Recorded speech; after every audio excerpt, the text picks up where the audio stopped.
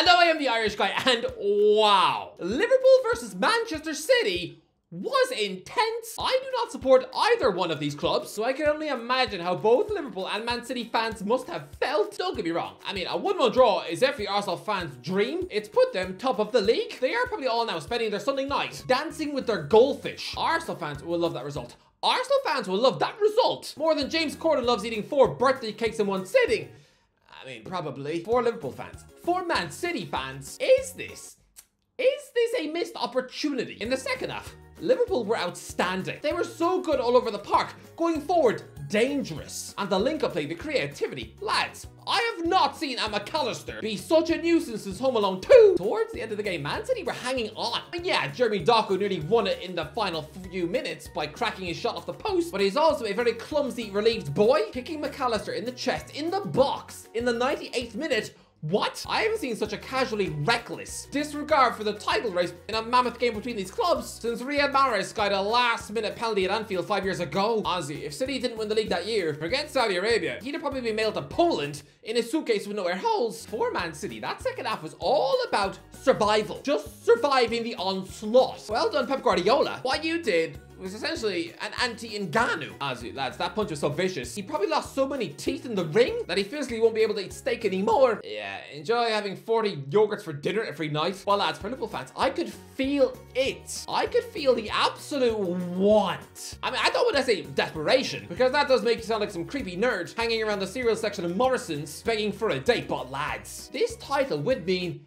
everything to them. Imagine Jurgen Klopp bowing out with a Premier League trophy. It would be the greatest farewell in Premier League managerial history. Lads, so many managerial stints end badly. I mean, can I sum up? Neil Warnock came in as an interim coach for Aberdeen until the end of the season, and gave up after a month, and I don't even think that it was some massive game changer that made him leave. I mean, the guy seems so temperamental. I mean, the Aberdeen lunch lady probably just served him a cold hot chocolate, or maybe a Scottish pigeon did a poo near his car, and so he just decides to up sticks and leave. Oh, he must be a nightmare for his wife, just constantly flinging plates of lasagna at the wall. But lads, it can take the shine off a managerial stint when it ends badly. I mean, because he left Chelsea in the relegation zone a few weeks before Christmas in 2015, people like to paint a picture that, oh, Mourinho was finished ever since he left Madrid. That yes, he was now just a beaten down, beleaguered old man, an absolute clown when he came back to Chelsea. I mean, yes, there was that mini meltdown in 2015, but I'm sorry, he took over a Europa League team and very quickly turned them into such a dominant side that he had the Premier League title sewn up by Christmas in his second season. I mean, he could have played his own mum at left back for all 3 months of spring and Chelsea would have still romped through the league. Similarly, Arsene Wenger being shuffled out of Arsenal 14 years after his last league title win, and with the fans all screaming for him to leave. That was a horrible way for him to end.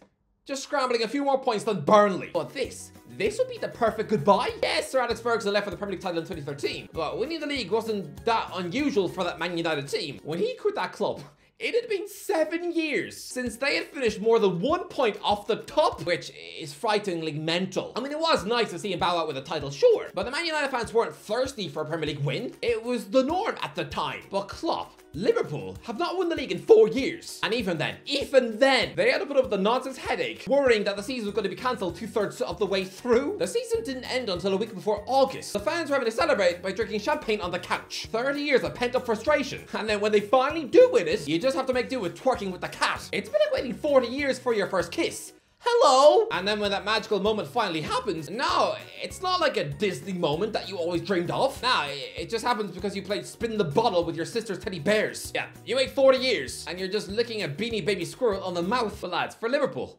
this was nervy. Of all the players to open the scoring first, of all the players to be part of potentially destroying Liverpool's title dream, it had to be the guy who used to play for Everton. Look, John Stones seems like a pretty inoffensive bloke. I mean, some of the City players have a slime ball quality to them. I mean, isn't Kyle Walker banished for sleeping on the couch? But Stones, he's just a top quality centre half. But again, the Everton ties, that will have stung. As if you just accidentally eaten a bumblebee in your morning sandwich. I mean, if Man City had won here, this would have reminded me of when Liverpool's title dream was quashed by Chelsea 10 years ago. Yes, the goals were officially scored by Demba and Willian, but don't forget, Fernando Torres was one-on-one with the Liverpool goalie in the final minute before he chose to square to Willian. If he, a former Liverpool hero who ditched them on transfer deadline day for one of their ugliest rivals, if he had wound up being the one scoring against them to ruin their title challenge, those fans would probably still be trying to scrape the taste of vomit off their tongue. But you know what? I want to briefly give John Stones his roses. I will hold my hands up 8 years ago, when he first joined for £50 million,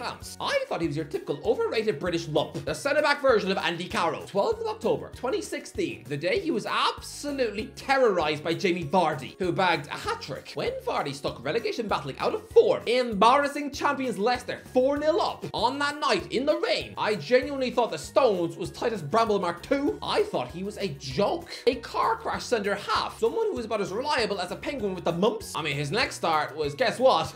In a 1-0 defeat at Anfield. And his next start after that was a hilariously dreadful 4-0 battering against his old club Everton. He was done. Rubbish. A fool of a defender. If I was a City fan, I would sooner have drunk a glass of catwee than see him back on the pitch. Words cannot comprehend how bad I thought he was. Yeah, it's 8 years later. He's played 250 times for Man City. And I think he is about to win his 6th Premier League title, to go with his 2 FA Cups, 2 League Cups, 2 Community Shields, Champions League, UEFA Super Cup, and FIFA Club World Cup. By the end of the year, he'll have represented England more times than John Terry. He is the most successful English defender ever to be called John. And now it's not the bloke who you're terrified to see eating a Burger King with your wife. If City win this thing, Stones will be tied with Rio Ferdinand as the centre-back who's won the most Premier League titles. For someone who I thought was about as defensively sound as a squash pancake. What? If you had told me 7 years ago that he was going to be sold to Southampton or Burnley, I'd have believed you. The fact he's turned into one of the most versatile, switched on, tactically clued in and calm footballers in England is almost a complete player. But as this game was naughty. Liverpool equalised in the second half, but that penalty they got was moronic. Ederson absolutely clattering into Darwin Núñez. Inside the first minute of the second half, City were controlling the game up until that point. This was ex-Benfica against ex-Benfica. But not only does he cost his own team a goal, but he actually had to come off with an injury from his own tackle. Yeah, both Man City and Liverpool, in the biggest game of the season, had to play the second half with both their understudies in goal. That made it look a bit like a League Cup match. Well, as this game was so incredibly stressful for both sets of fans, they won't sleep tonight after that. Lads, I'm gonna say something I've never said in my life. And no, it's not that I like to pose nude for mice around my house, but Kevin De Bruyne had an absolute stinker. He looked upset having to come off, but I'm sorry, Kev. For that second half, the 25 minutes he was on the pitch, he looked like a lost puppy in the middle of the park, shirking challenges. He couldn't keep up with the pace of Liverpool. He looked disgusted to be substituted, but he was so awful. It feels weird slagging off De Bruyne. I feel a bit like someone who's trying to tell Vincent van Gogh that painting of a cloud he's done looks like it was done by a monkey at the zoo. But it has to be said, in the biggest game of the season, De Bruyne was a passenger. He might as well have been sitting on Ryanair. As soon as he went off, that's when City actually regained back control of the ball. I think this might be the earliest signs of his decline. I think next season, we might be about to witness an absolute mammoth drop from the guy. And as a Premier League legend, that is sad. But listen, a 1-1 draw is a spectacular result for Arsenal. Neither team really wanted this result, and both teams, this might feel at the end of the season like a missed opportunity, but still an epic match. And lads, well, let's just end this video by looking at what I predicted for this match. Liverpool 1, Man City 1. 1-1, Salah scoring early in the second half, and then Foden netting a late equaliser. No winners, no losers, just a bit meh. Oh, would you look at that? Prem catch-up coming tomorrow. Anyway, that's the video. What do you think? Just a very quick little video, just a little look at the game. Let me know what you thought in the comment section below. If you enjoyed the video, don't forget to give a like, share, and subscribe. But as always, I'll talk to you in a while.